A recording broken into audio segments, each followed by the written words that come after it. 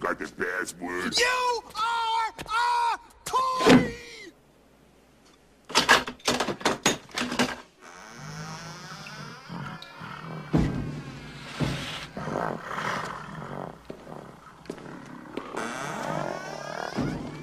Nice monkey suit. Weizie.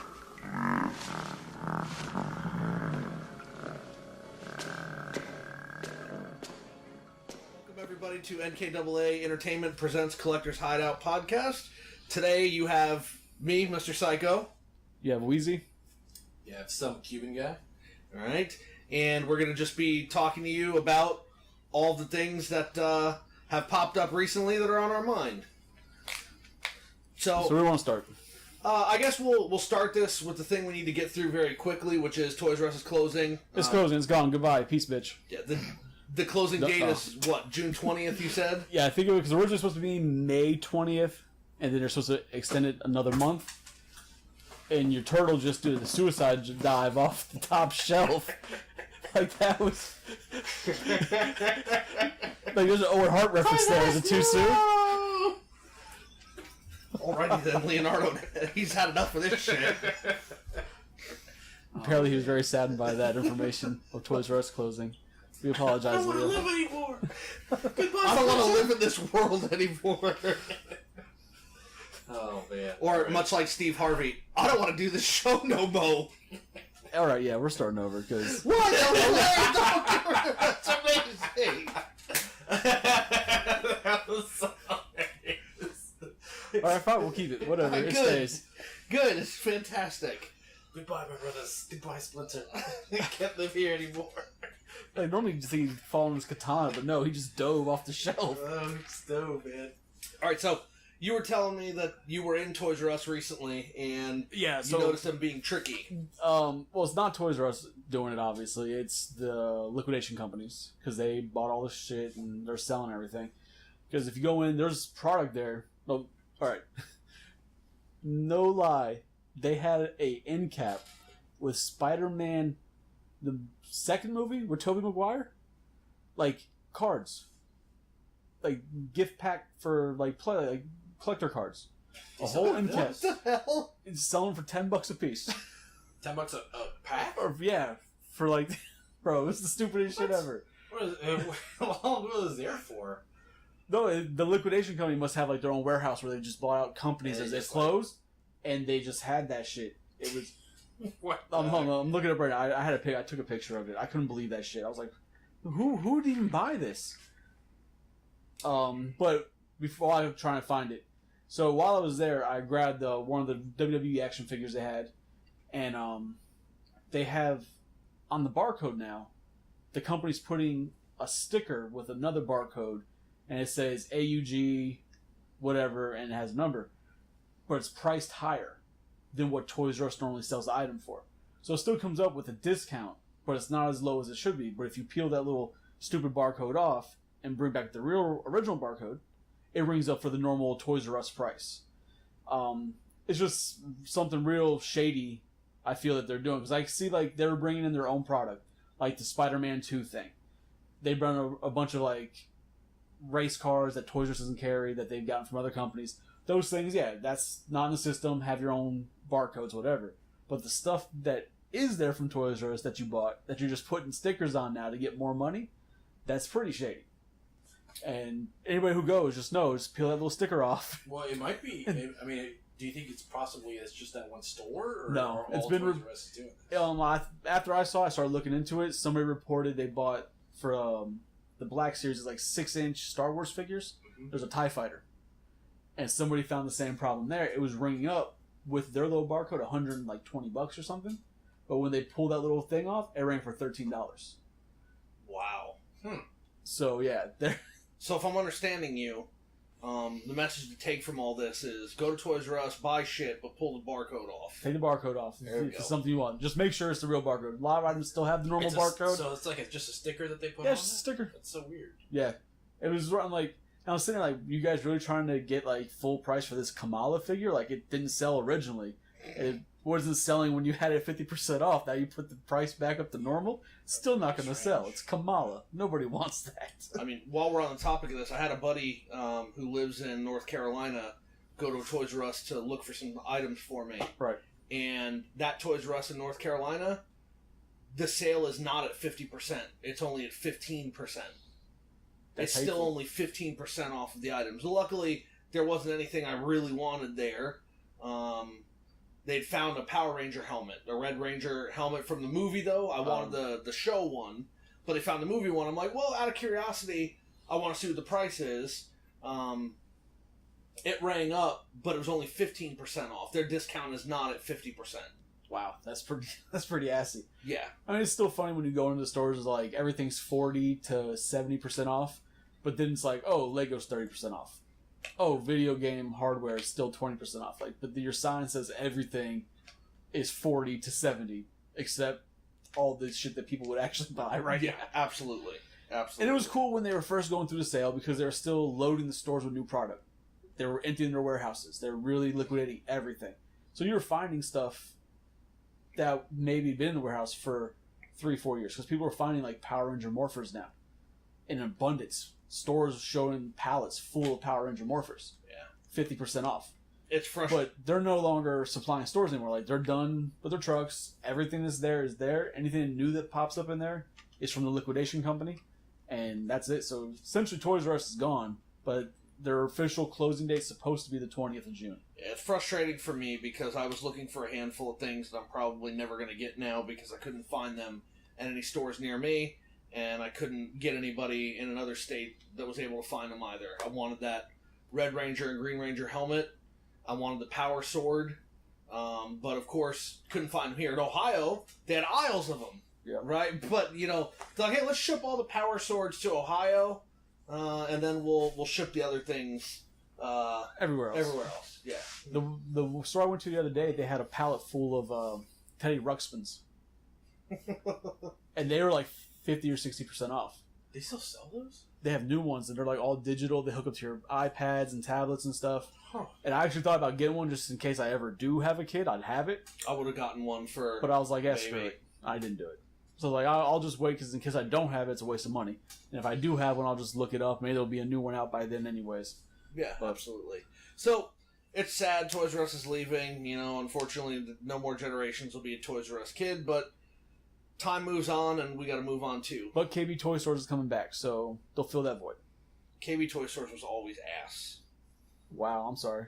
Those stores, where on the doll did KB's Toy Stores hurt you? No, Yeah. listen, those toy stores were always shit compared to Toys R Us. You walked in, the aisles were always messed up. Things weren't where they should be. Like, it was just a horrible store. I don't know what KB I don't know, Toys bro. I you love went KB to. Toys. Yeah, I used to love KB Toys. That's where that was like one of the best parts of going to the mall. Like, KB is the business layout that Toys R Us should have gone to after they started having these troubles. They should have shrunk their stores down to KB size, kept only the hot selling products, not all that random bullshit that took up aisle space that nobody bought. Agreed. Like, but I'm not talking about modern KB Toys. I'm talking about when KB Toys, in the early 90s, if I had my choice between KB Toys and Toys R Us, I'm going to Toys R Us. Well, of course. I've never liked KB Toys. That's just a size thing. Yeah. It just, way it worked. That's where size matters. Like, it was just, those stores always were crappy to me. I would take Lionel's Playworld over KB Toys. All right, go home. You're drunk. Like, I mean... Hold on. I'm sorry. Yeah. You mentioned Lionel Playworld. And I remember I was like 4, maybe 5. There was the... over where Haiti used to work at that vegan buffet place. Yeah. The Horseshoe. It used to be the Fountain. It's called the Fountains now. It used to be the Horseshoe, whatever. Yeah. And there was a Lionel Playworld in there. Yep. And I remember being there. I was like 4 or 5 with my aunt. We were at a restaurant that was right down the way from Lionel Playworld. You heard a loud explosion. And then there was like a maintenance door, and a guy came running out of that door on fire. I can remember that to this day. I thought it was a dream I had. So a few years ago, I was with my aunt, and I asked her. She's like, no, I remember that. She's like, it gave me nightmares. She's like, I can't believe you remember. I'm like, yeah, I remember that guy running out of there on fire because something blew up next to Lionel Playworld. Wow. All right, sorry about that, Cuban. That's You were saying? I don't even know what I was going to say. No, I kind of felt the same way as Mr. Psycho about like FAO shorts. I was never a huge fan of FAO shorts. Like there weren't many down here. The only one I could think of down here was an Aventura. But when I was living in Tampa, there was like a lot of them in a lot of the malls in the Tampa Bay. But FAO Schwartz is like the rich person's Toys R Us. Yeah, I don't know. I just never like here's a stuffed animal for $150. Yeah, I always enjoyed just like the layout of KB Toys more for me. I mean, see, I can see Mr. Psycho's point about Toys R Us compared to but in the 90s compared to KB Toys in the 90s. Well, yeah. Because when you go to KB Toys, it's a small store, everything's there. But when you went to a Toys R Us, it was Home Depot style. You just had aisles, huge racks. It was a warehouse. Yeah, it was like a special occasion when you went to Toys R Us. So. It was a warehouse style. Like if you took KB Toys from the 90s compared to Toys R Us now, KB Toys is better. Yeah. But back then, just because you walked in, it was just like a surplus of here's everything. You're a little kid you walk in as a child, you have a fucking mind blowing experience. Well, I mean, I go to Home Depot with my dad, and now here's my Home Depot. It's Toys R Us. No, I mean, for me, I guess it was the fact that you go into the Ninja Turtles aisle or the Power Ranger aisle or whatever at Toys R Us, and you had lots of Ninja Turtles, lots of Power Rangers. You go into that same aisle in KB Toys, you have like maybe 2 pegs of Ninja Turtles. Well, yeah, but that's right. It's like because of the size of the store. But they also sold what was hot, which Toys R Us should do now: sell what was hot, what was popular, and don't bring in that because really care about. With the liquidation sale, this just shows what Toys R Us had. You go to the liquidation sale on the boys' side, or the boys' toys. You go down where they had Ninja Turtles at one point. I mean, we all know that they canceled Ninja Turtle cartoon and they got rid of all the toys from stores, basically.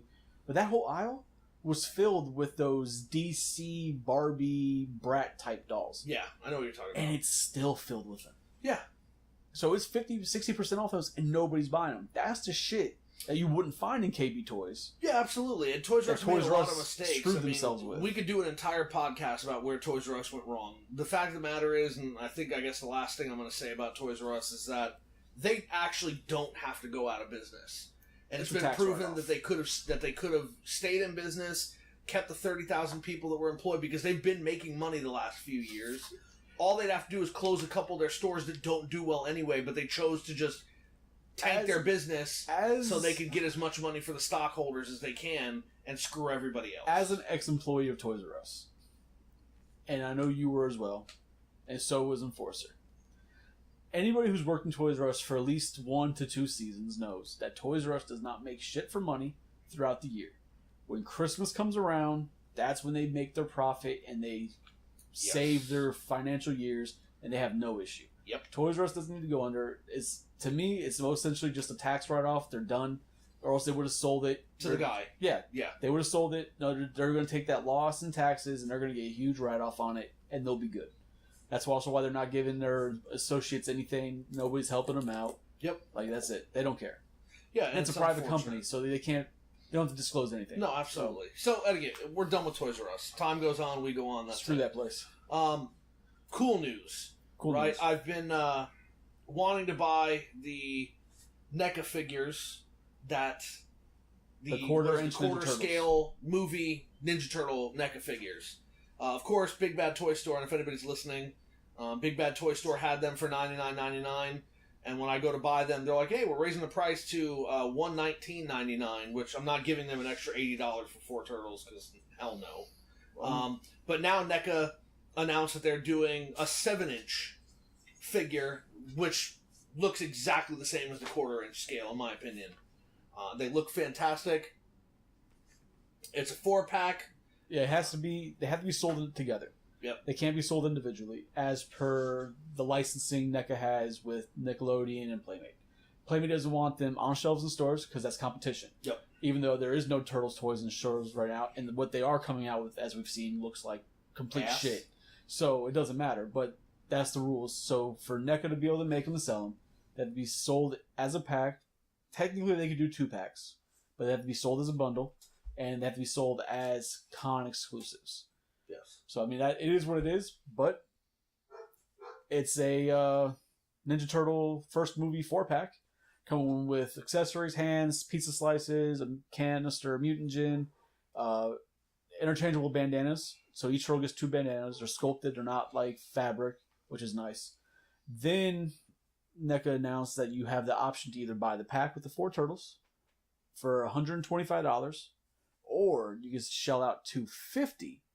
You get the pack of the 4 turtles, and you get a diorama piece of the side of a building. It has like the Foot logo on it, and I don't remember what it says, but the AC unit has like a sticker on it, something about Ninja Turtle or the Foot Soldiers or something. Yeah. So it's all first movie relevant. Yes. A lot of people are dying for that.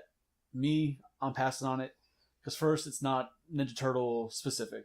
It's got a foot sticker and all that. It looks like New York buildings from the 90s. Right. And they showed that exact same diorama piece earlier in the year, but in video game colors with the video game turtles. They're going to release that individually in the stores.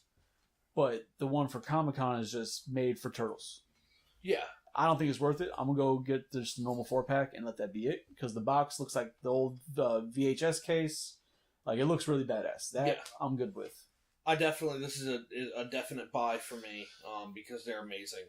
The first Ninja Turtles movie, in my opinion, is still the best Ninja Turtles movie of all the ones they've done. I mean, people could argue that with us, but they'll be wrong because there's no good argument for that being not the best. Yeah, I mean, while Secret of the Ooze was good, the fact that they don't use their weapons at all in that movie is a huge knock.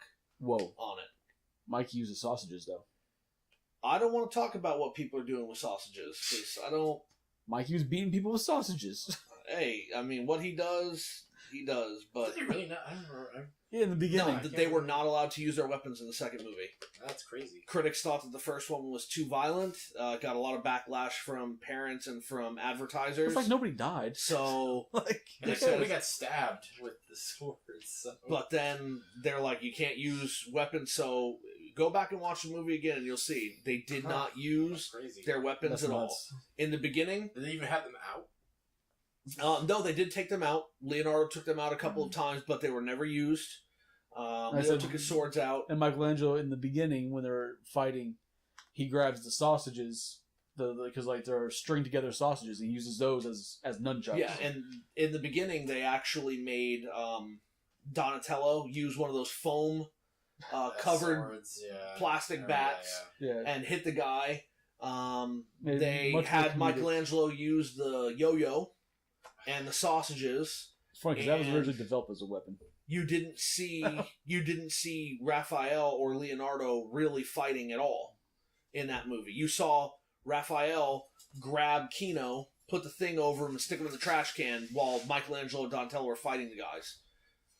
So it was done very well when you're a kid. You're like, oh, this is really cool. It doesn't make you think, why aren't they using the weapons? Yeah, but going back as an adult, you can clearly see how they tried to dumb it down. The first movie, in my opinion, was just almost perfect for a Ninja Turtle movie. It nailed the tone, it nailed the atmosphere, and these figures that NECA are doing are fantastic. To the point where... They look amazing. They look like you took them right off the screen and just shrunk them. To the point where I might not even buy the 1/4-inch scale ones now. Yes, you will. I've seen the box. Like even the box is the VHS box. Yeah, it's awesome. So bad. It's fading. And then when you really look at it, and a lot of people didn't notice it at first with the teaser image, with the official images, on the cover, like on the movie, it's the turtles posed, but it's actually the figures they use to make the poses. Wow. Yeah, that's how detailed the figures are. Yeah, they look so really, really awesome. That's cool. So, I mean, that's something to look forward to. If we can order them, because it's going to be one hell of a pre-order fight. I don't know. So when do they release? They're a Comic-Con exclusive, so we can pre-order them online on June 6th to the 8th. They're going to have, I think, at 1 p.m. Eastern, they're going to open up with so many, allotted for each day for pre-orders. And last year, they did the original cartoon set with the 4 turtles. No, the other set. There's 4 turtles and then Shredder, Krang, and 2 Foot. When they did that, it was sold out in like 3 minutes each day. Yeah. Wow. So, yeah, it's going to be a battle. But if you don't get them pre-ordered, then you have enough time to try and find somebody who's going to Comic-Con that will help you out and get them. Yeah. Just so you guys know, Enforcer's here. He doesn't want to talk, and he's signaling to me. I know what he's trying to... How much are they? He said $125. $125. Yeah. For 4 figures, For 4 figures, I mean, usually I thought it was going to be $100. because usually that's their price point on the video game set was $400 or it was $100 for the 4 figures. But obviously, stuff with China, prices go up. Yeah, I don't know. I'm looking forward to it. I would have even probably paid $150 for the set because I think it's good. Yeah, no, it's definitely good. They're 7-inch figures. Yes. Yeah, they're 7-inch. Yeah. So they're in scale with the Tim Burton Batman figure they made. Yeah, and then what people Richard are Donner really, Superman figure. What people are really excited about, and I can't wait to see what they do, because there's people out there that take their time. They do like action figure photo shoots and like make them pose them and do really cool stuff. Because NECA is also releasing both of the It clowns from the original It. Oh, so the Tim Curry It. Yeah, and then the new one. Skarsgård It. Yeah, and people are like, "Oh, we can't wait to pose the turtles up against It in the sewers." I'm like, "That's gonna look so badass." No, it's gonna be amazing. So, I mean, I don't know what else is E3 exclusive. I tried to look some stuff up. E3, I don't know what E3 It's exclusive not is. E3, Comic Con.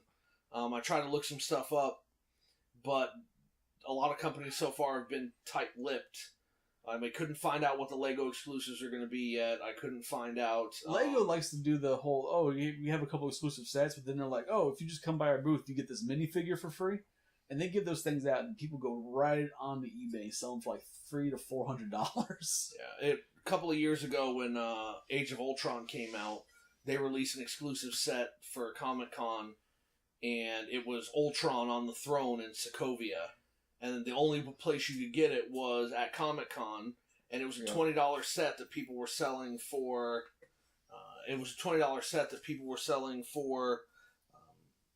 $500, right? Like the day of, and that's the shit that frustrates me from companies. I buy every MCU Lego set, and I miss that one. And usually they would do ridiculous things. Like one of them, when Guardians of the Galaxy came out, was a rocket sitting on top of a mini ship, the Star-Lord ship. But see, I mean, people argue for collectors that anything that's Comic-Con exclusive or con exclusive isn't, whether, like in the movie world, it's not canon. Because it's just there. It's just that. It's nothing, it's special for people who go. And I get that. But then, I also understand the completists that you want it because you have everything else, and that's that one piece that you'll never be able to get. I get both sides of it, but I understand why they do exclusives and why there are people that don't care about the exclusives because they know it doesn't complete their collection because they have everything else. It's not important to their collection being completed. But you just gotta know somebody, man. So what else you got? As far as Comic-Con, I think that's about it. And I think now we can move on to some of the other collectibles. Hot Toys is continuing to Make release stuff. Well, I mean, obviously, but as the weeks go on, it's like every 2 weeks they're introducing another character from Infinity War. So recently they showed the new Doctor Strange figure that they're making, and they keep looking better and better every year. Every iteration, the head sculpts get better. Everything just gets increasingly more detailed, and it's just overall amazing figure. Too much money, I can't do it. They look great, but I just can't financially sink myself into that. Here's the thing, and you and I have talked about this before, but for me, I don't buy all of them. Right, there are a handful of Hot Toy figures that I feel like I have to have. So when they did the Christopher Reeve one, I had to have it. But just think of this: you don't buy them all. You buy the couple that you need. Like I can see in here, you have Spider or Superman, 2 Superman. You have a Captain America. I know you ordered a Spider-Man. Yeah, right. But there are people who try and buy them all. Yeah, but Pokemon. There are people. It's crazy. There are people like the guy in Hillsboro who has 24 karat gold leaf on the gates of his house, and on, he has it out where people could come by in the middle of the night and snap it off and have some gold. So, there are people who do crazy things, and if you have the money for it, who cares? Where's this guy at? I see this in gold. I just read about it in the newspaper. They were talking about how this guy's tax bill, right, this is the first year that his property is taxable. His property taxes for this year are $11.7 million.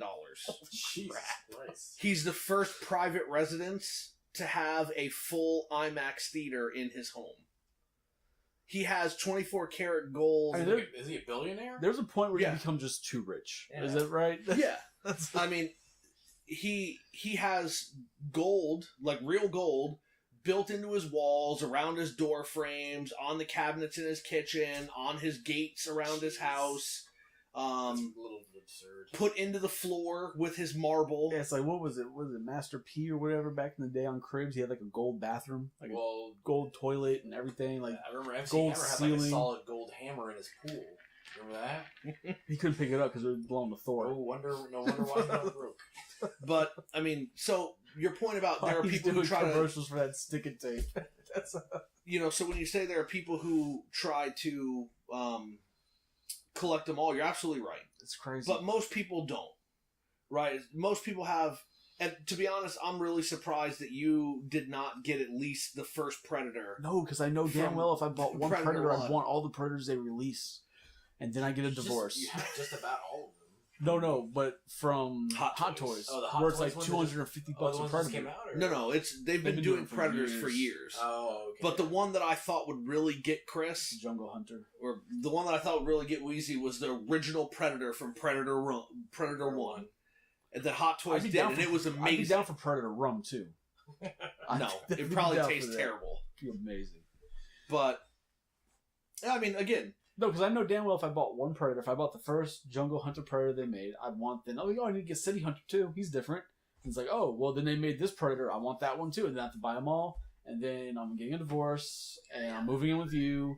And yeah. I feel like if you ever got rich, like you immediately buy like that full size. Oh, yeah. If I got rich, if I hit the lottery, I'm buying a life-size Predator and a life-size still have- alien they to been put in making my this movie forever. theater that I'm going to build in my house. Yeah. There's like a ton of He's gonna have- celebrities that have that. I know. he's going to be the second person to have a full-size IMAX theater in his No, home. I don't need an IMAX theater. I saw me by myself. I don't need all that. But Oh man. No.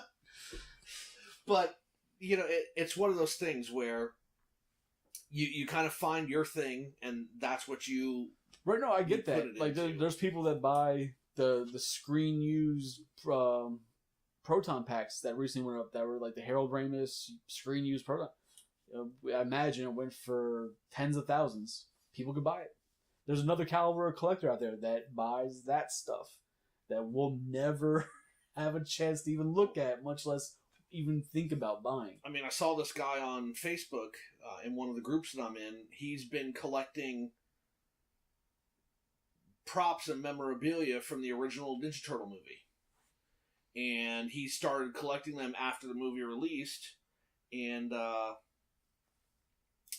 he's been amassing them all these years, and it's only recently that they've actually gone up in value to where they are now. Like he's got Leo's screen used katanas, a set of those with the scabbards. He's got Like, I was the size, the staff, the what nunchucks. happens, I was watching a thing about it. It was one of those TV shows about a company in California that hunts the collectibles down, and they sell them, they auction them off, whatever. And I was watching that, and they make a valid point. What it is, like movies like Ninja Turtles came out in the 80s. A lot of these movies, a lot of the horror movies, the people, as soon as they got done filming, even Ghostbusters, they threw away the stuff. They broke down everything. They used it for other movies. Like, you can see other movies where they use the PKE meter. Yeah. Right? And they just got rid of the stuff. But now the world is... The community of collecting and wanting that stuff is so big now that people are finding that people who worked on those movies did steal stuff from the set. But now that stuff is going through the roof. The only thing that does now is that new movies, they don't break stuff down. They start throwing on auction sites. They also use it, they scan it so they can make high quality props for people to buy. They start doing that too now, yeah. But I mean, this It's guy with the turtle crazy. props, some of the things that I thought were the coolest parts of what he had weren't even the costumes and the weapons. He had the production team jackets, the leather jackets that were made with the turtle logo on it that was on the VHS. He had the chairs that the actors sat in that played the specific turtles with that turtle's picture and name on it. He had all 4 of those. He had Shredder's helmet from the movie. He had the hand blades from Shredder and Shredder's staff, which I thought those were cool. He had Splinter's head He had Splinter's He killed head. Splinter. He fucking killed Splinter. I mean, so again, you talk about a different level of collectors, and of course. that's clear because I can't afford to keep up with that sort of thing. God, no, I don't have the space or the money. And what the guy said was most of these things that he collected when they weren't worth anything. Yeah. He bought them $5-10, right? And now he's had people offer him over $100,000 for his collection, and he said significantly over that. But for him, it's worth more as a fan. You know, I feel like that if I amass this huge collection of stuff like that, somebody's like, "Here's $100,000. I know I pay like $10 a piece for the shit in there. Take it. I think I'm gonna take that money." It comes to a point that stuff can only do so much. Like money. So if you bring me $100,000 cash, we're talking. If someone brought you $100,000 for all of your Alien and Predator stuff, would you get rid of it? I definitely $100,000 for my Alien Predator. Yeah, you can take it. Really? Yep. $100,000, take it. Peace. I don't know. I don't know. That's. Well, I think. I mean, if someone offered me $100,000 for your Alien and Predator stuff, I would take it. Obviously.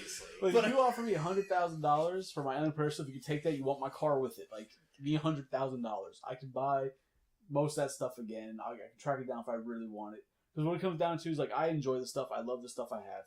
But I know damn well, like, if my house went up in flames and it was all gone, I'd be pissed. But it's not going to ruin my life. Yeah. I'll be all right. I mean, a natural disaster. If somebody's legit asking me, offer me $100,000, yeah, I'm going to take that. And just for the simple fact, not because, I want money, but because I know I can use that money to build for my future with my wife and, hopefully soon to have child when we decide to have one. I'd use it for something like that. It's not just like, give me $100,000 so I could like swim in a pool with $100,000 in it, like I'm Scrooge McDuck. Like, yeah, like that's not why I do it. $100,000 worth of pennies, like swims in it. Like it would be, it'd be a bad. Like it would be for a legit reason that it'd be for the future, of my family and all that. It wouldn't just be like, just let me get that. But yeah, $100,000, definitely take my Alien Predator stuff. Yeah, I don't take my Ghostbusters, take my wrestlers, take it all. I don't know that I could sell my collectible stuff that easily. I think it would be, if I needed the money, yes. That's what I'm saying. When you're sitting here thinking about it, it's like, no. But when somebody legitimately walked in with a briefcase, $100,000 and said, let me take your little man cave here for $100,000, I guarantee you'd be like, yeah, all right. Because you're going to get rid of $100,000 and then the pieces that you really loved, say like your Hot Toys, $250 to buy them back, you just sold everything for $100,000. You can buy those couple pieces back. Right. Yeah. Gone. I don't know. So it'd be rough. Like you're probably right, but I wouldn't be an instantaneous thing. I'd be like, all right, I got to think about this for a little bit. No, often reach around too. What you want, man? 100,000, take it. No, bro. $100,000. That's life-changing money for somebody in our position. I mean, $1 million, yeah, absolutely, without second thought. Yeah, you want every single collectible I own out the door. There you go, all everything. Right. Take all it right. all. All of my video games, all of my collectibles. Let's be honest. If you added up the amount of money you have in collectibles and your game systems, you probably don't even break $10,000. I don't know. Some of my video games are pretty rare. But still, I don't think you're breaking. If I'm throwing in my Michael Jordan collection, it could be close. I don't think you're breaking $10,000. So somebody offers you $100,000, yeah. They offer $1 million. Nobody's gonna offer you $1 million for this. Somebody'd be stupid to offer you $100,000 for it. They'd be. What's a Michael Jordan rookie card worth? I think there are a lot of them that are worth over $10,000. You know what? It might be worth something now. Graded, just wait until it becomes a Me Too problem, and then you're just worth nothing. You would have to send it into a professional grading system or people first get it graded. And then if it's mint, if it's certified mint, then it's worth something. And then if it's under that though, then you're not. And then that's the value of trading cards depreciates so much if it's below near mint. If it's below near mint, they're it's no, you're literally right. 25%. Blow your nose on it. Yeah. So now that we can transition from trading cards, and I know Mr. Some Cuban-Guy here, you've been reading some comics lately. You've been getting into the comic world. Yeah. So I haven't been reading comics for like a really long time, and I like just started up because there's an event going on in the DC universe that really interested me. If for those of you that don't know, my favorite all-time comic series is Watchmen, and what DC is essentially doing, and what Jeff Johns is essentially doing, and Jeff Johns is the creative director of DC Comics, so he's like basically the guy in charge. But basically, what they're doing is they're combining the current DC universe with the Watchmen universe. So now, because before Watchmen was like complete separate entity, right? To like the regular DC universe, and DC was kind of going through a transition. So now, what you're saying is that Batman and Rorschach. Yes. So essentially, yes. Actually, that is actually so in the Doomsday Clock series, which is like it's basically like a monthly series, or it's supposed to be monthly, and I'll get into that in a second. But it's like a monthly series that they're putting out that is basically telling the story of the Watchmen characters kind of infiltrating the DC universe. Okay. So, and the main reason behind that was because there was an event that happened that essentially created the New 52, which is like the current DC universe. So, I'm not claiming to be like a super smart like comics expert. So I'm sure there's like a lot of people out there that are like way more into the lore than me. But from what I understand is essentially some kind of event occurred with the Flash called Flashpoint, where Barry Allen came back. You've seen Flashpoint though, right? Yeah, well, it's different from the TV series, but it's the plot line's kind of the same. Similar, yeah. Yeah, so where Barry goes back in time, saves his mom from being killed by the Reverse Flash, and then it causes this chain of events to occur that rippled like across the entire DC universe. So, Bruce Wayne dies. Bruce Wayne gets killed in the alleyway instead of his parents. So his dad becomes the Batman of that universe, and then his mother becomes the Joker, and yeah, so it sets off like these crazy events, but eventually it gets repaired, but after that event ended, all of a sudden all your normal superheroes have different powers. They're all younger. They're all like 10 years younger. And so everyone was kind of assuming that was as a result of Flashpoint.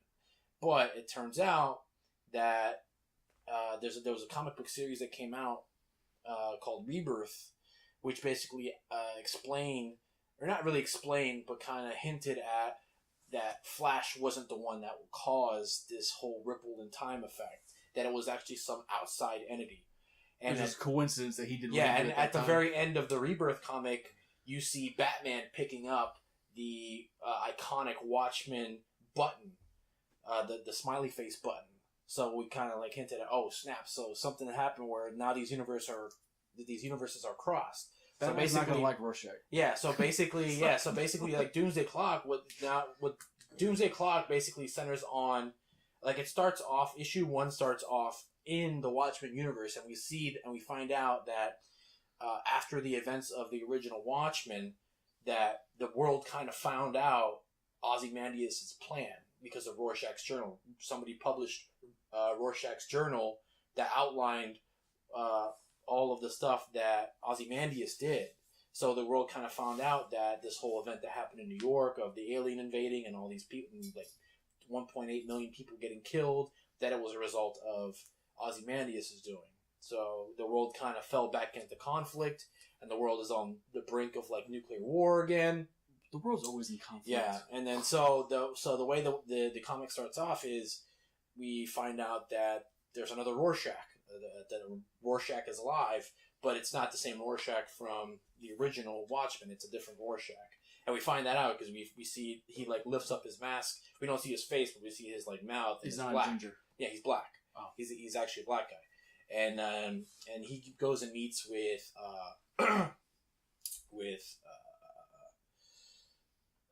Ozymandias, and we find out that him and Ozymandias are working together. And like all this crazy stuff. So, but it's basically just like a whole series that it's been really, really like the first 4 issues were really, really awesome. Damn. And then they just released issue 5 a couple of days ago.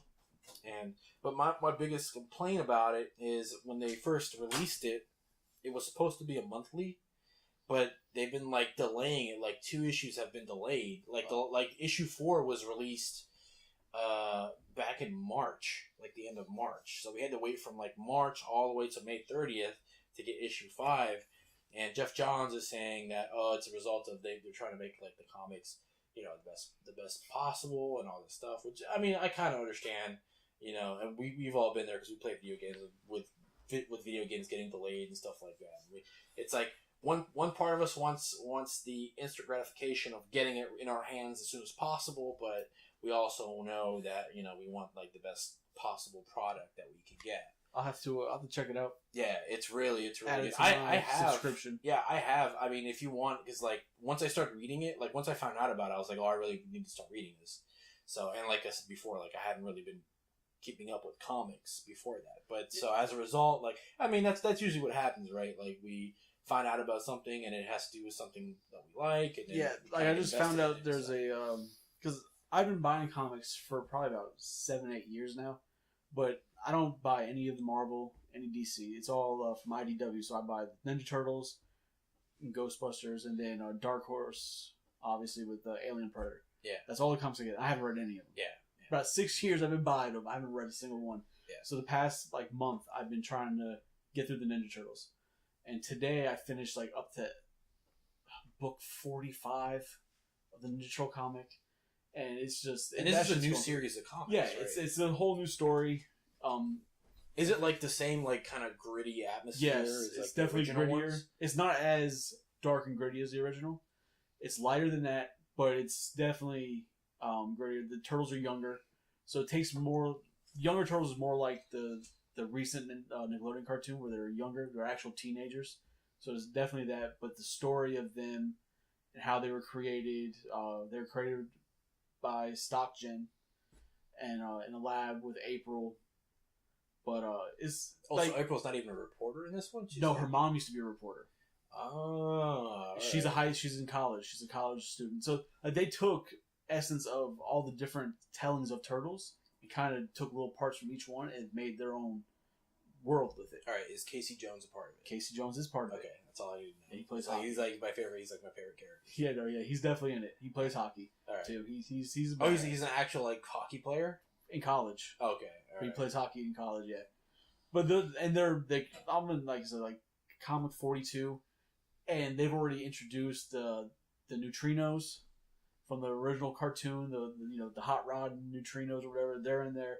They've gotten so many random characters from just all different forms they brought into this. It's been a really good story. Now, are they introducing like brand new characters as There's a couple characters that I'm not familiar with that they've introduced. Like this one guy, Old Hob, they call him. He's a cat. I think or some type of panther mutation.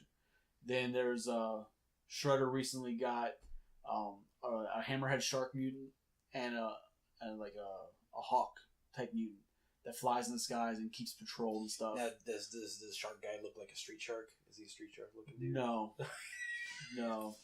Missed opportunity. Definitely missed opportunity. I feel like that was a missed opportunity. And then I was hoping originally when I first saw the shark, I was like, because I remember from the original game, the Tournament Fighters, if you had the Sega, right, you had a shark. It was Armagon. Oh yeah, I do remember that. Yeah, and he was in the Archie comics. Yeah. I thought it was gonna be him, but this shark's got a different name. Like a brand new guy. Yeah, it's different. Yeah, all different. But it's been a good story. Right now they're at a point where it's like Donatello's like, hey, we have to stop the Technodrome from being formed because it's gonna destroy the world. And Splinter's like, no, we can wait for that. We have to go kill Shredder. Like, we have to take care of Shredder first. And it's been interesting. I know from spoilers, like I said, it's an ongoing run, but at one point Donatello does die. Like, they kill Donatello and they put his head into a metalhead, the robot turtle. Really? And eventually he'll become Donatello again, but yeah. Huh. So I'm getting up to that point and see where that goes. So he's still alive. It's just he's... Yeah. In the comics, people weren't expecting him to die, so he died in the comic for a while. They killed Donatello, which pissed a lot of people off when it happened. That's crazy. But they do that shit. Like in the cartoon that came out, they did some interesting kills and stuff in that too that you wouldn't expect. Like, Yeah. and that's why I like the cartoon. But in the comic, it's been really good. Like Casey, they have a whole story with Casey and his father, his dad being a drunk that beats him and shit. Like they definitely got dark undertones to it. It's been a really good story. And then they do cross over eventually with Ghostbusters, because Ghostbusters is also done by IDW, and then IDW also does X-Files. So there's actually a crossover with X-Files. I didn't even know there was an X-Files comic. Yeah, there's a crossover. Like, brand new information. Like X-Files has their own crossover series where they bring in Transformers, Ghostbusters, Ninja Turtles, and like on the Ninja Turtle one, the one of the comic covers is a turtle laid out, like being dissected by Mulder and Scully. Like, yeah, it's really cool the way they've been doing it. Ghostbusters, there's one with Michelangelo wearing a proton pack. That's cool. Yeah, like they've done a really good job. I haven't read those comics yet. I know MrPsycho has read one of the crossovers. Then they also recently did a Ninja Turtle crossover with Batman the Animated Series. Nice. Like, I haven't read it. I got them. And there's also Turtles with just Batman, not the animated series. So they've been really crossing them over a lot. But I know recently with Marvel, I picked up one that looked interesting. Something about Wolverine. They're doing some new. Oh yeah, Wolverine's line. back apparently. Yeah, so I don't know. I got the first one. I haven't read it yet. Back from the dead. So see how that goes. Yeah.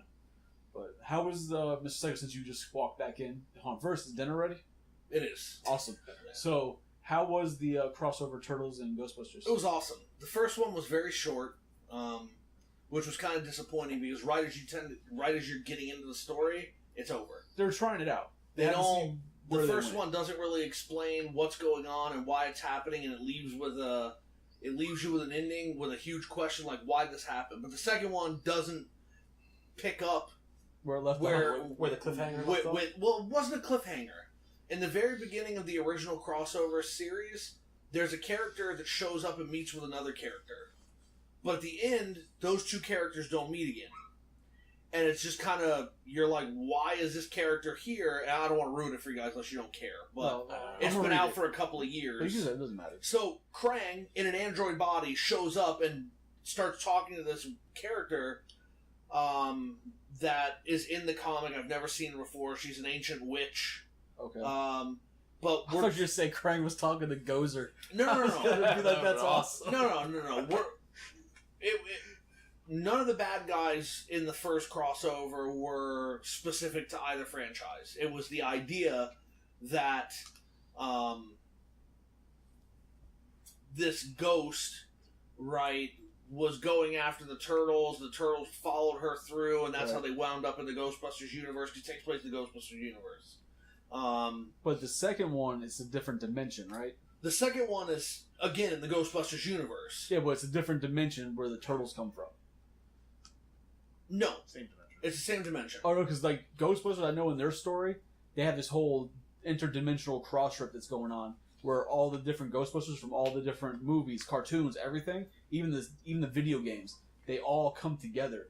Like, well, that happens in here, but it's... Because they've mentioned the Turtles there, that's where, like, you'll probably enjoy this, Cuban-Guy, that the Turtles, when they're in their Ghostbuster form or whatever, they're named after the actors who played the Ghostbusters. Ah, right. So, like, there's the Dan, there's Harold, Bill, and, like, they're named after the original. Yeah. Oh, I gotta say Ernie. I won't be like I'm leaving somebody out. So Ernie. So the end of the first comic doesn't say anything about why Krang was there, what deal he made with this sorceress witch years before, and the comic starts off 1,500 years ago, right? But they made a deal way before that, and it doesn't show it, it doesn't tell us, and at the end of the comic, you don't get any resolution, so you think, okay, well, this next one that they do, they're going to have to say something about it. They don't. Now, they don't. Out of curiosity, in the first one, is there like a little one of the when they start talking, they reference a deal that was made? Is there like a little box in the bottom that says No, "See something"? Not that I saw. No. Okay. So the second one is actually twice as long as the first one, and they go through a lot of depth. They're dealing with these beings called the Collectors, right? Who the Ghostbusters have fought before, but now they've been sent by a Ninja Turtle enemy to kill Splinter. He tried to kill Splinter, but Splinter killed him when Splinter took over the Foot. He killed this guy, and now the guy realizes he's dead, and he's been spying on Splinter and plotting the destruction of Splinter, but he wants to kill his sons before he kills him, so Splinter has to suffer. So now that he's a ghost, this other ghost has been kind of tagging along with Shredder him. is hateful. Well, it wasn't Shredder. Oh, damn, I thought it was Shredder. No, it wasn't Shredder. And apparently he was a big deal in the IDW comics a little while before that. And Splinter cold-bloodedly kills him, he says. But what actually happened was Splinter told him a couple of times, don't do this, and then he did it anyway, and then he just beheaded him. It'd be like that. But sometimes. this guy... Sometimes you gotta behead a bitch. But this guy, like, teams up with another ghost who's in this ghost dimension, and he's like, I need my revenge. So the guy tells him, well, you can use these ghosts, but it exacts a price from you. And he's like, I don't care what the price is. So he sends the collectors after the turtles. The Ghostbusters find out, and they bring Donatello over, and they create these things to try to mask the turtles' alpha rhythms or whatever, and they jump from dimension to dimension to dimension in this comic. And the thing that I thought was really cool is, like, every style of Ninja Turtle, every style of Ghostbuster is shown in the comic. So you have the 90s, the original Ninja Turtle movie, you have the 87 cartoon, you have the 2012 cartoon, How did they even show, like, the 2003 cartoon. In the Ghostbusters crossover what they were doing? I think they even show, like, the Sega Genesis Ghostbusters. Like, they're shown somehow. They just show everything. Yeah, they showed the movie Ghostbusters, the movie Turtles. Like, it was really, really well drawn. The story was very good. The first one, like you said, was just a trial. Like, oh, is this any good? Will people like it? Will people read it? And apparently it did well enough they decided to make the second one. The second one was really, and then really make well toys. done. Yes. Even though those toys have nothing to do with it. Yeah. But, cool. So, I look forward to reading that. I'll get to it eventually. I'm going through the Turtles now. I got so much to read. It's driving me crazy. So, was there anything else that you want to go over, Mr. Psycho? I think that pretty much covers everything. Okay. I mean, we spent a little time talking about Toys R Us. We talked about the NECA Turtles, which are going to be amazing. Can't wait. We talked about some Hot Toys. We had an opportunity to talk about some comics. The DC crossover with Watchmen. It's not technically a crossover because they're owned by the same company and they're trying to get rid of that. In terms of universes, yeah, they're crossovers. So yeah, I'll have to look into that. That does sound very cool. I'm not a huge Watchmen fan. I've read part of the original graphic novel, but solid movie. I actually did not. Oh. It was alright. I was going to see the movie, but some Cuban guy kept talking about the blue dong, and I don't want to see that. I never talked. Actually, that was more Weizie who had an issue with it. But well, I mean, I don't really care. I didn't really need to see it. If you read the comics, it's like it's there, but it's not really. But here's the difference. In the comics, it's one frame where you see it, like it's a frame. Yeah, it's not just swinging. It's not like an elephant truck just going back and forth, helicopter and shit. I mean, there's a purpose behind that. I mean, it symbolizes the loss of humanity. Yeah, but the point, right? No, but the thing is, it was so funny though. From what I've heard, it's different seeing it in a comic than seeing it. Well, from what I've heard, is it was gratuitous. Like they used it. They did do it a lot in the movie. Yeah, in the movie. In the comics, he was covered up a lot because a lot of the scenes were like flashback. But you could also like frame it out of a frame, obviously, in a comic. So yeah. So and it's not waving at you. It's also not 30 feet tall.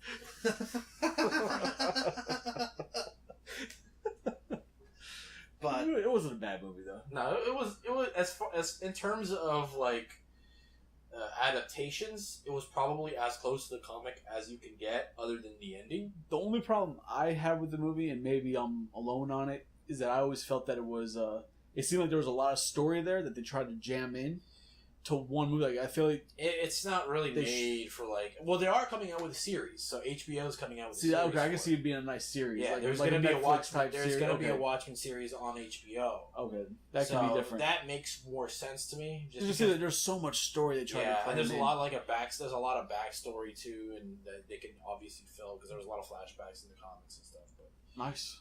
I guess the last thing to bring up is recent news with now that Hasbro has purchased the Power Rangers license, and now they own the entire... in February, they bought just the license to make the toys. Right. But a couple of weeks ago, they actually bought Power Rangers now they just outright. own the rights, Now they've said that Power Rangers is an underutilized franchise. They are going to make movies. They're going to make new TV shows. They're going to make... They're going to make more toys. They're going to do a classic line with the original stuff. Power Rangers. Yes. But they think that the franchise is undervalued, that people don't appreciate it as much as they should, so they're going to give it the big treatment. You know, I gotta say, the Power Rangers movie they did recently wasn't terrible. It wasn't great. Like, I wasn't like, oh my god, they need to make a sequel. Well, compared to the last Power Rangers movie, yes, it was fantastic. Well, no, I'm not even gonna say it was fantastic. It was decent. But I'm saying in comparison to the last Power Rangers movie, which I think was like a Turbo movie or something. Like that, which is like terrible. But nobody wants to see that. I mean, the new one had some things, but people are asking questions now. Oh, are they going to continue on with that, or are they going to start something new? And in my opinion, they should just redo it. I mean, just completely reboot it. Yeah, they should not go by that. There were things that I didn't like about the movie that they were just doing to do them. Wasn't just a bunch of Iron Man suits? Essentially. That's right. Yeah. They took away a lot of the lore. It took away... These kids had no background in anything, and yet they put the suits on, all of a sudden they're master fighters. Part of what I thought made the show cool is that each person brought their own style. So when you talk about the original Power Rangers, Jason was a martial art expert. He actually was a martial arts instructor. Yeah. He had a high degree black belt. He trained other people, which is why he was so good. It was part of the reason he was the leader of the team. Zach had been training with Jason for years, but Zach was a dancer. So that's why a lot of his moves were dance-inspired. Kimberly had been training with Jason for a year, and she was a gymnast. Trini was a martial artist from Japan, I believe, and she came to America. So she had a background in martial arts. And then Tommy was also a martial artist. You forgot Billy. Yeah, Billy didn't fight often. So Billy didn't do anything. He was a smart one. But in this new movie, nobody has any fight training, and Jason is a football player. And then all of a sudden they get these suits, and the suits, they're trying to learn how to fight, and they're terrible at it, and 5 minutes later, they're just amazing fighters. I mean, you know, it woke up something inside them. Yeah, the movie arc. Yeah. the arc of the plot. Plot device. Yeah. But I mean, I never saw it, and I had no interest in seeing it. It never hit me. I was like, yeah, I'm so good. Again, it really was not a bad movie. It wasn't, and it was entertaining, and I've watched it a couple of times. But it wasn't. I thought they could have done so much more with Power Rangers, especially because they were very willing to make it a little darker, to make it a little more adult. But they just did stupid things. And I don't want them to carry that on. I think that we need to move forward in something else. Plus, the worst part of the new movie, in my opinion, the absolute worst part of it, was the Megazord. It was horrible.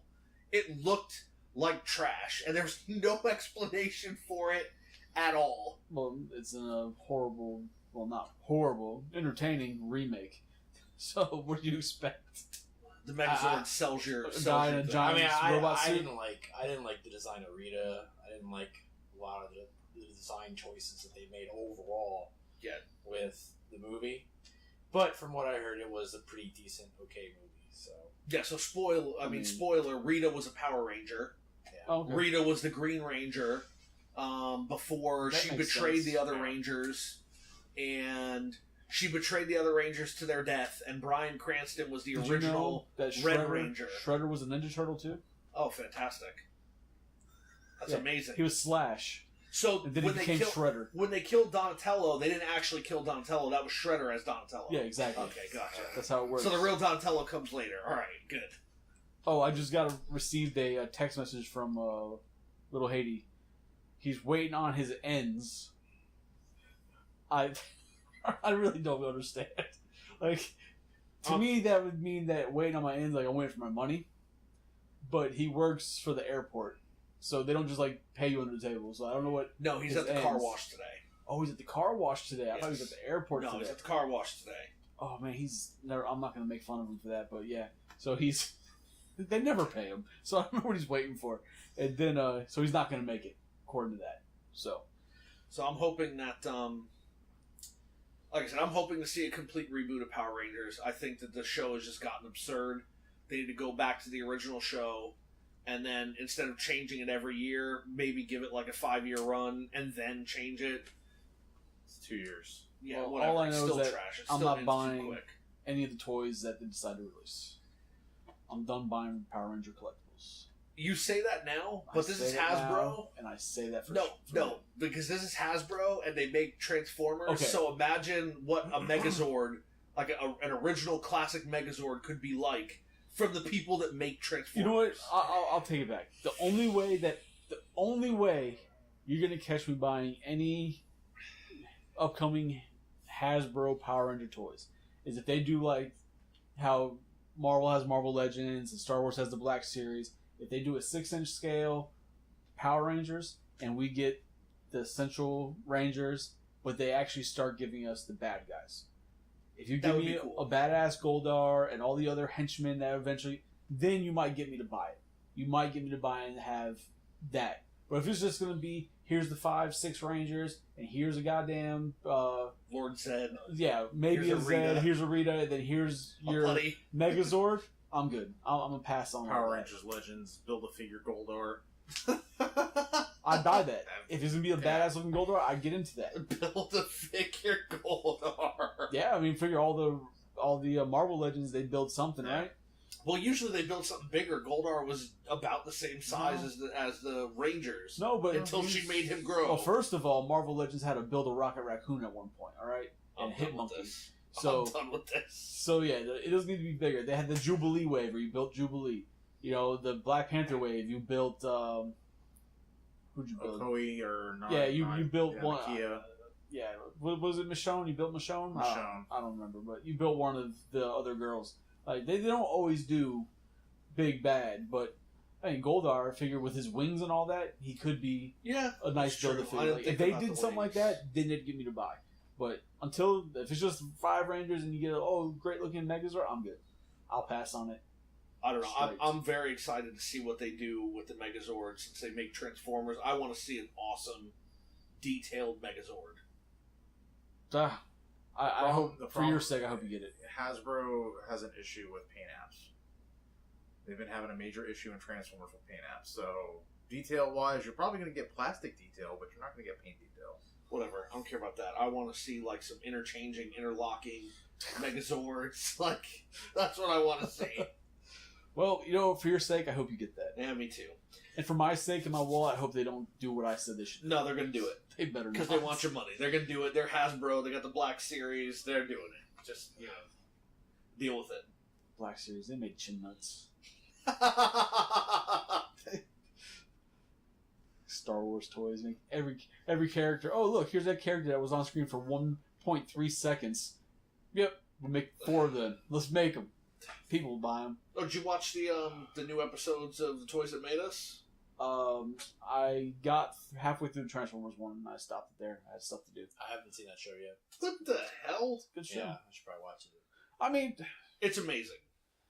It's an amazing show. For guys like you and I who collect toys and stuff, yes, it is. To watch every episode, right? Because it's even the Barbie episodes. Like, all right, still, it's. I didn't watch that. All right, well, it was still good to hear the cutthroatness that went into Barbie is actually entertaining. The people stabbing people in the back. The Barbie was made from like a horror toy, like Barbie. The idea for Barbie apparently came from like some German or Russian toy that was a prostitute. It was a whore. And the creator took her from there and brought her back, and she had nipples, and they rubbed off the nipples, and they made it Barbie. But it was based on a whore. It's funny. That's it. But like to see that history is cool. I'm not sure if somebody like some Cuban guy here would really enjoy a lot of them. Like to watch the He-Man one would be cool to watch. It was a good episode. The G.I. Joe one, I didn't enjoy. The Star Trek one was really good. I like Star Trek was entertaining. I'm just waiting for the inevitable, especially when they did the turtle. When they did the Playmate, episode. version of Star Trek, and they're like, yeah, so Playmates decided to make every version of every character, and then they're like, yep, I'm out. I will say, the show provided me my very first disappointment with the show. I was very disappointed. With Hello Kitty? Yeah. No, I didn't watch that one either. I probably won't watch that. The Transformers episode was disappointing to me because I was born in 1984 when the original Transformers toys came out, so I didn't have a lot of them growing up. Right. I had, when they re-released them and did other things, I got a couple of them, but the Transformers toys that I absolutely loved were the 1996 Beast Wars line. And they talked about in the Toys That Made Us, they said that the Transformers toys were suffering, but then in 1996 they were revitalized with a fresh concept with Beast Wars, and it brought Transformers back. And 30 seconds later, like, yep, episode's over. It's like, what? Well, they spent all this time talking about trash, and then they might be doing a further, like going further with that, because like when they did G.I. Joe, they didn't go up until like, oh well, now G.I. Joe you can find anniversaries here and there. Like they didn't go too far into the future. They did like the basic, like the big run of it, and that's what they focused on. I wouldn't be surprised if Beast Wars doesn't get like their own mention. Well, they talked in the Transformers when they talked about, they came all the way up until now. So they talked about the movie figures. Oh, they did. Yeah. I only got like halfway through the Transformers. It was disappointing that they didn't talk about Beast Wars because it really did save Transformers. I'm just waiting for them to do the inevitable Ninja Turtle episode.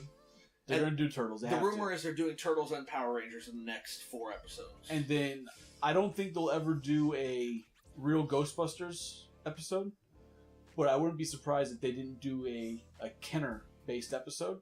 Batman, Ghostbusters, yeah, that'd be cool. Just because there's no reason to do an episode just about Kenner Real Ghostbusters or the Kenner Batman series. But if you did a Kenner episode and brought in 4 or 5 different lines and that could work. I'm interested to see that. But like I said, supposedly they've said that the next 4 episodes that come out, there's going to be a Power Ranger one, there's going to be a Ninja Turtle one. I forget what the other 2 were supposed to be. I mean, I don't collect them at all, but there's apparently a pretty good Funko Pop biography or documentary, and like Zack Ryder's in it and shit, talking crap and everything. So I might watch that just to see the back story to all that and how they were able to get every imaginable franchise that you can think of. Who wants Golden Girl Pops? Nobody wants that shit. People buy them. And they got them. Well, on that note, I think we're going to wrap this up. So Pops pissed me off. I'm sorry. I can't. I'm not interested in Pops at all. So, you gotta go eat. Yeah, on that note. Oh, is Weizie signing out? Is Some Cuban-Guy. Forcer. This is MrPsycho saying thanks for listening, and drop us a comment, make us a suggestion. There's something you want to hear about, something you disagree with. If we're wrong, let us know. We'll communicate with you. Yeah, you can go through our YouTube page. We have the NKWA Entertainment. We've also got the Collector's Hideout page.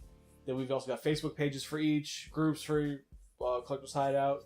You can get us in there, message us, and yeah, we'll definitely talk with you and discuss whatever.